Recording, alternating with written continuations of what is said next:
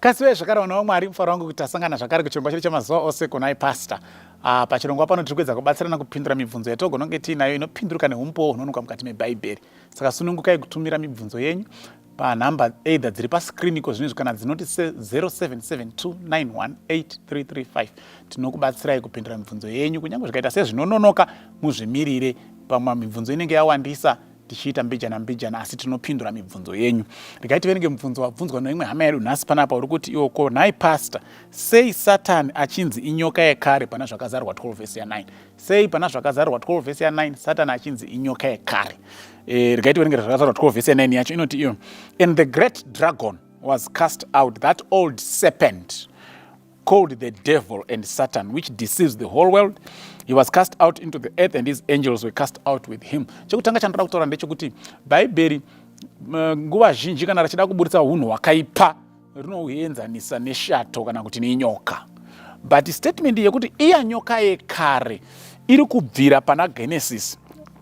Mavhesi andataura ekutaridza kuti zvakaipa zvinoenzaniswa nenyoka ndichaverenga. Regai ndimbotange taronda kwabva statement kuti zvizonzi nyoka yekare. Kare kapi? Genesis 3 verse 1. Now the serpent was more subtle than any beast of the field which the Lord God had made. And he said to the woman, Yea, hath God said, You shall not eat of every tree of the garden. And the woman said to the serpent, We may eat of the tree of the garden, but of the fruit of the tree which is in the midst of the garden, God hath said, You shall not eat of it, neither shall ye touch it, lest ye die. And the serpent said to the woman, Ye shall not surely die, for God knows that in the day that you eat thereof, then your eyes shall be opened, and ye shall be as gods, knowing good and evil. So we know fully well, of course, when we are reading now in the book of Romans, kuti iri kunzi nyoka apa aiva Satan. Satan akanosvikira panyoka. Nyoka chaicho yanga yasikwa naMwari. Yanga isingataura. Hakuna mhuka yakasikwa ichitaura naMwari. Nyoka yaisataura. But Satan akanopinda munyoka ndokutaura naEva ari munyoka. Saka nokuda kwokuti nyoka ndiyo yakashandiswa naSatan kunyengera munhu, Mwari paanenge akutaura pane zvakaipa zvose anowanzozvienzanisa kana kuti anozvifananidza nenyoka. Mukaenda pana Mateo 23 vhesi ya 33, Mateo 23 verse 33, inoti iyo panapa, You serpents, you generation of vipers, how can you escape the damnation of hell? Imi nyoka, imi rudzi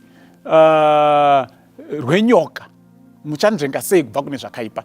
Jesu ataura nevanhu vaiita zvakaipa ari kuvati muri nyoka. Mukaenda pana Psalm 58 vhesi ya 4, mufananidzo iwo unoshandiswa zvakare. Psalm 58 verse 4 inoti iyo, Their poison is like the poison of a serpent. They are like the deaf adder that stops her ear. Ndivana nomara kunzi the wicked, vhesi ya 3, are estranged from the womb. They go astray as soon as they are born, speaking lies. Their poison is like the poison of a serpent. Saka vakaipa nezvakaipa Mwari anowanzozvifananidza nenyoka. Mapisarema iyoyo zvakare chapter 140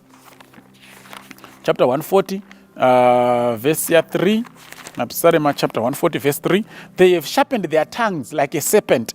Adder's poison is under their lips. Mukatangira pavhesi ya 2, pavhesi ya 1, Deliver me, O Lord, from the evil men. Preserve me from the violent men. They have sharpened their tongues like a serpent.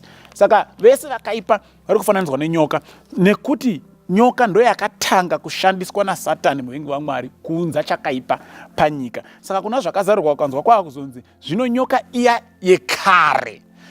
Pari kurifa iya same yakafurira Adam naEva pana Genesis kurova kuti ndi Satan, because it was not the literal snake yaitaura paya, ndi Satan aitaura ari munyoka. And zvakazarurwa iri kubva yatidudzira kuti zvino nyoka iya yekare inonzi Diabolos naSatani.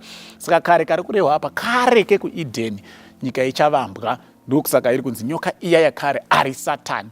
Saka Satani mufananidzo wake inyoka. Vanoita zvakaipa vanoenzaniswa nenyoka. Pese pane zvakaipa panonzi pafamba vanhu painfluensiwa nenyoka. Nyoka muBhaibheri kazhinji kacho mucherechedzo wezvakaipa.